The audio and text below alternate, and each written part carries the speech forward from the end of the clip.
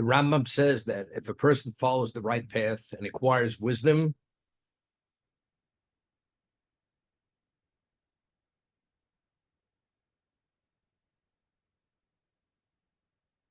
the person does not acquire in this world wisdom and good deeds, he has nothing to be meritorious into the future. There's no action, there's no computation, there's no understanding, there's wisdom in the grave. It's too late. The Talmud tells us, Misha, Heichen Be'erev Shabbos Yochel B'Shabbos. A person prepares before Shabbos, that person eats on Shabbos. Right? Person does no preparation for Shabbos. Expect that you can have sufficient food for Shabbos, it's not going to be there. So if a person lives his life and he has no relevance to what the world to come is all about, when the world to come presents itself, what is the person? The person has nothing to show for his life. The mazavtem as Hashem, if a person abandoned God, v'shigisem v'shinisem b'machum mishteh, and you indulged in eating and drinking, uznus, and sexual immersion, v'domolhem, and all these various activities which have to do with hedonism, physicality, maybe aleim kol haklolos va'ele, that person will bring all the curses upon himself, umeisir kol habrochos, and he's removed from all the blessings, ad sheyichlu yemechem b'baholo pachad, he'll conclude his life with a confusion and fear. Lo yeh lochem leif ponui, the person will not have a serenity of heart, of mind. Lo guf sholem lasos hamitzvos, God will deny him every opportunity to have focus. They should tovdu mechai olam habo, that the person should have the merit to have share in the world to come. Nibshe shabartem she'elomus, the person actually forfeited both worlds. I'll give you an example. Most people are really slaves of themselves. They're slaves of their what? Of their behavior. Person develops habits, right? Person eats, indulges, assumes certain routines. That person is actually enslaved by those routines and by those habits. A person craves to satisfy his desires. Now, how did this craving come about? It didn't come about in a vacuum. It was a matter of behavior that he assumed, and that behavior causes him to crave and to be locked into a certain routine. So most people are slaves of their what? Slaves of themselves. They're enslaved. What do people work? You work for a purpose. To satisfy what? To satisfy your needs. If a person has unlimited needs, what does he have to resort to? Either earn enough to cover those needs, or God forbid, he has to resort to illegal behavior to underwrite that those whatever those needs may be. Because he's not towing the line or achieving in the financial to be able to cover his needs, because he's developed such habits. Why is a person envious? Very often, the person who's envious is usually the person who has less. He wants more. But why aren't you satisfied with what you have? The answer is because the more you feed the monster, the more you actually engage in the material, the more you want of that material. The more you wean yourself from the material and you engage in the spiritual, you become spiritualized and you're able to put things in focus. You have control of your life, of your own life. There's an expression, I couldn't help it. unless a person's truly not in control of his life, there's no such thing as you can't help it. I have no choice. We have choice.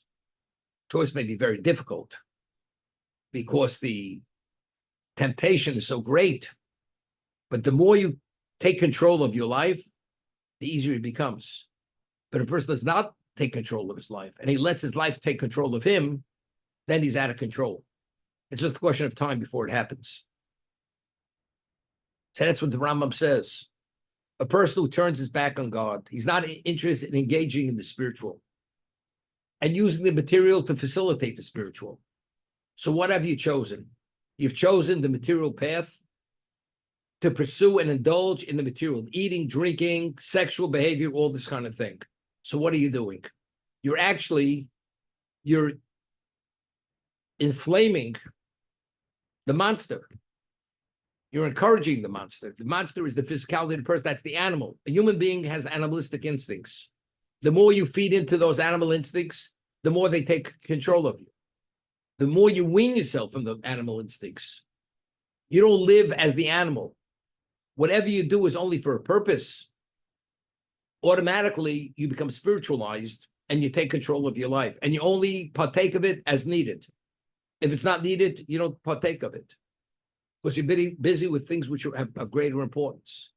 But if the focus is the material, then there's no end to the material. And that's what we say. A person says he has 100, he wants 200. You have 1 million, you want 2 million.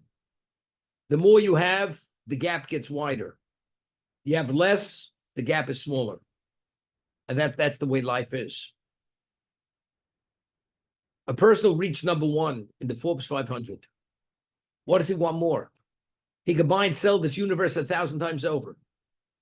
You're bordering on $500 billion. What could you do more than that? You should be busy helping other people. But these people, mainly, they want to guarantee that plus more. I'm not saying they don't do good things, humanitarian things. They may do that. But in terms of what their wealth is, what they could do, they could change the face of the map. They could change the face of this world. But they don't.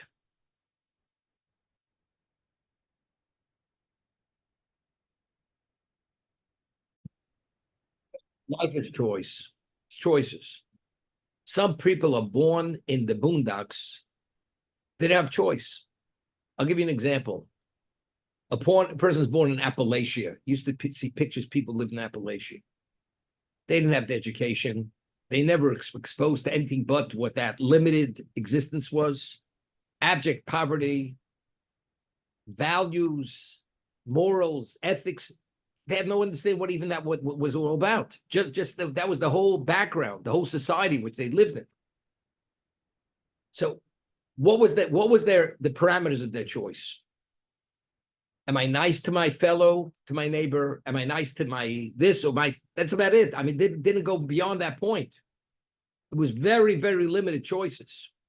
But if you're born into a wider world, you have education, you have different kinds of people, and you're given an understanding what is and what's not. And being a human being, we have temptation. We have drives. We have needs that we want to satisfy. And knowing what is more important, what's less important, we have to make choices. I'll give you an example. A person would like to sleep till 11 o'clock.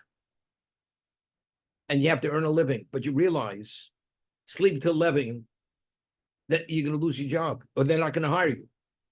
So you're forced to be responsible if you want to satisfy other needs that you have.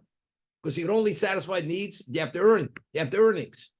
You have to be part of society. You have to treat people a certain way. Otherwise, you become rejected by society.